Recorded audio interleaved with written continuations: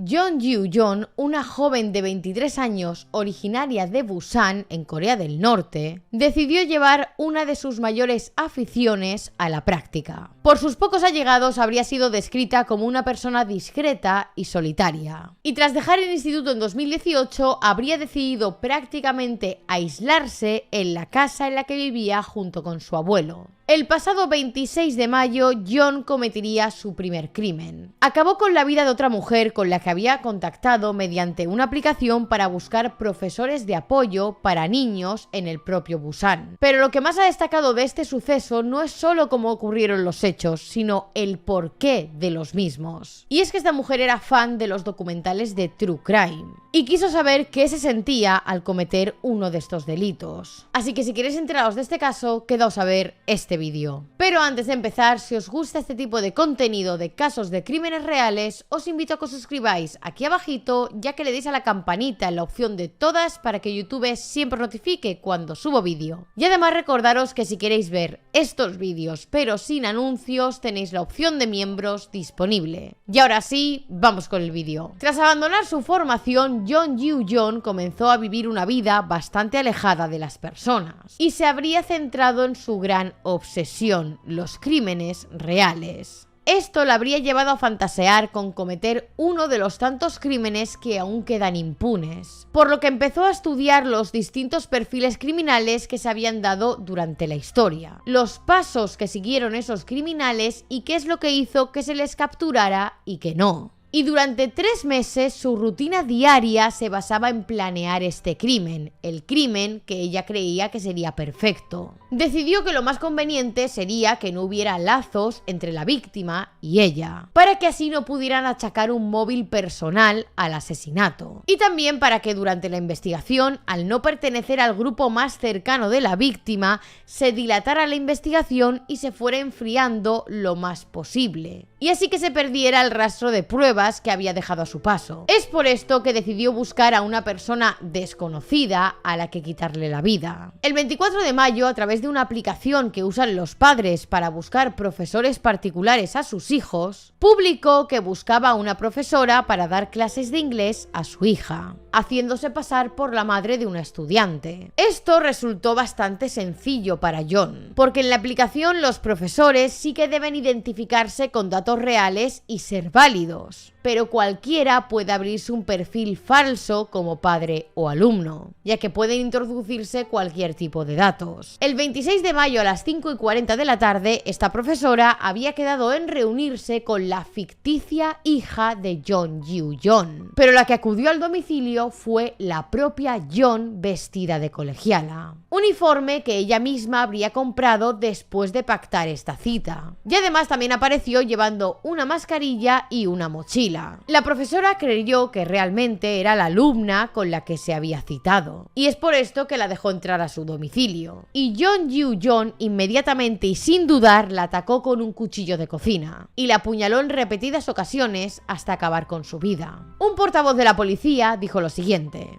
Jeon es bajita y con el uniforme puesto la víctima probablemente la confundió con una estudiante de secundaria. Tras cometerse el asesinato se cambió de ropa con otra ropa de la propia profesora, ya que al cometer el crimen el uniforme se le había manchado de sangre. Después se dirigió a un establecimiento para comprar bolsas grandes de basura negra y lejía. Volvió a su propia casa para coger una maleta, y todo esto lo usaría para limpiar la escena del crimen y llevarse el cuerpo de la víctima, el cual previamente habría desmembrado, y el arma empleada para esto habría sido adquirida en esa misma tienda. Después de comprar todo esto, Jeon Gyu-yeon regresó a la escena del crimen, y allí dentro de una bañera cortaría el cuerpo de la profesora en varias partes. Se cambió de ropa, metió las partes del cuerpo en las bolsas de basura negras y estas las metió en la maleta. Limpió toda la escena del crimen y cogió varios efectos personales de la profesora, como el teléfono móvil, la identificación y la cartera. Tras todo esto abandonó la escena del crimen y se dirigió de nuevo a su casa, pero esta no sería su parada final, ya que desde allí, ya entrada la madrugada, llamó a un taxi, taxi que la llevó al lugar donde se deshizo de parte de los cuerpos de la joven víctima. A este taxi solo subió con los restos que llevaba dentro de la maleta, dejando en su casa más bolsas de basura que contenían más restos del cadáver. El destino de Jeon Yu-yeon era un bosque situado cerca del río Nakdong, y cuando llegaron allí, el taxista se quedó extrañado por su actitud. Y algo que le llamó la atención era el por qué salía sangre de esa maleta, por lo que el taxista decidió ponerse en contacto con la policía. En declaraciones posteriores, el taxista dijo que ayudó a esta chica a bajar la maleta de su taxi.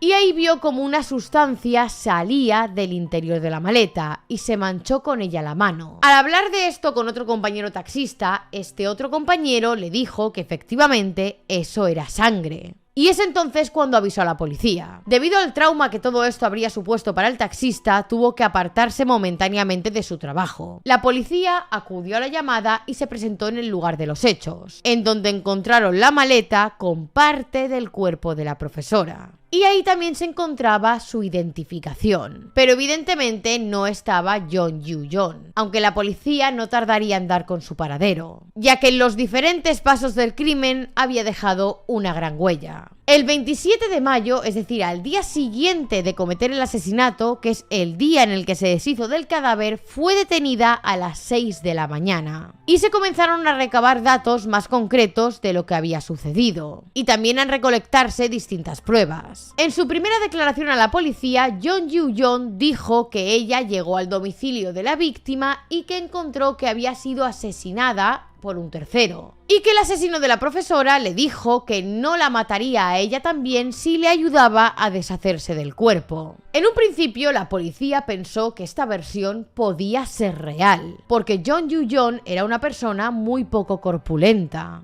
y no estaban seguros si ella era quien podía haber llevado a cabo este crimen, aunque rápidamente descartaron esta versión al comprobar las cámaras de seguridad. Y es que nadie más aparte de Jeon Yu-yeon había acudido a ese domicilio. Posteriormente, Jeon intentó decir que el crimen había sido un acto de defensa personal, que ambas habían discutido de forma bastante acalorada y que la muerte había sido accidental y no planeada. Pero este intento de defensa fue rápidamente descartado por los oficiales de policía, porque en las grabaciones no se mostraba que Jeon tuviera esa actitud que decía tener. Y además, entre las pruebas que habían recabado para la investigación, se encontraba su historial de búsqueda, su historial de navegación, el cual contenía desde febrero de 2023 las siguientes búsquedas: asesinato sin cuerpo, cómo deshacerse de un cuerpo y cómo descuartizar a una persona. Finalmente, Jeon Yu-yeon confesó el crimen y su motivación, y esto lo hizo alentada por sus familiares, que la convencieron de que contase a las autoridades lo que realmente había ocurrido ese día. Jeon confesó que llevaba tiempo fantaseando con cometer este tipo de crimen, porque quería saber qué se sentía al llevarlo a cabo. Había estado planeando durante meses cómo cometer el crimen perfecto. Para ello había intentado hacer pasar el crimen como una desaparición o una fuga, y por eso había decidido, después de quitarle la vida a su víctima, coger varios objetos personales de su casa, como su teléfono, su identificación y su cartera. Como os digo, la policía estima que para llevar a cabo este plan habría tenido unos 3 meses aproximadamente de planificación, pero seguramente es una obsesión que llevaba acarreando mucho tiempo atrás. El portavoz de la policía dijo lo siguiente: Jeon también dijo que siente pena por lo que hizo. Era una solitaria que ha estado desempleada desde que se graduó de la escuela secundaria, y estamos realizando pruebas para ver si es una psicópata. Se descubrió que Jeon había premeditado el crimen, impulsada por el deseo de matar a alguien después de que se obsesionara con el asesinato de los programas de televisión y los libros. Tras su detención, Jeon Yu-yeon dio una pequeña rueda de prensa a los medios con la cara tapada, en la cual pedía perdón por los actos que había cometido.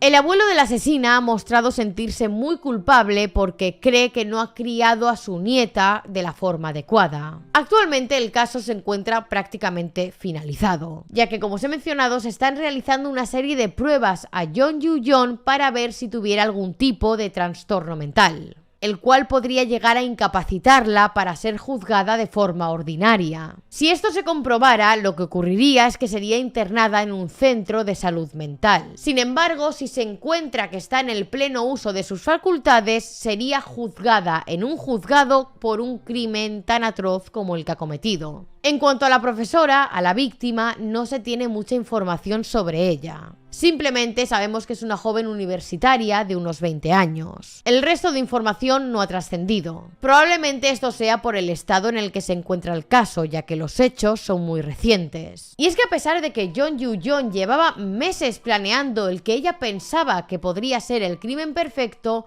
no lo fue porque cometió muchos errores, lo cual afortunadamente ayudó a la policía a encontrarla tan rápido. Como os digo, el crimen se cometió en el apartamento de la profesora, donde ella la apuñaló. Y aunque sí que se deshizo algunas cosas, como por ejemplo la ropa, sí que hubieron otros objetos que se mancharon de sangre y los tiró a un contenedor cercano de ese propio apartamento, de donde fue el lugar de los hechos. También el taxista que dio la alerta a la policía al mancharse las manos de sangre al recoger la maleta, pudo darles también la dirección de Jeon Yu-yeon, por esto la encontraron tan rápido. Y es que para pedir ese taxi desde su casa, ella utilizó una app de taxis, en la cual indicó la dirección de su casa y había quedado en los registros de la aplicación. Y por último, múltiples cámaras de seguridad la habían grabado andando por la calle con la maleta con la cual iba a deshacerse del cuerpo. Y a ver, evidentemente no voy a echarle la culpa al contenido y los documentales sobre crímenes reales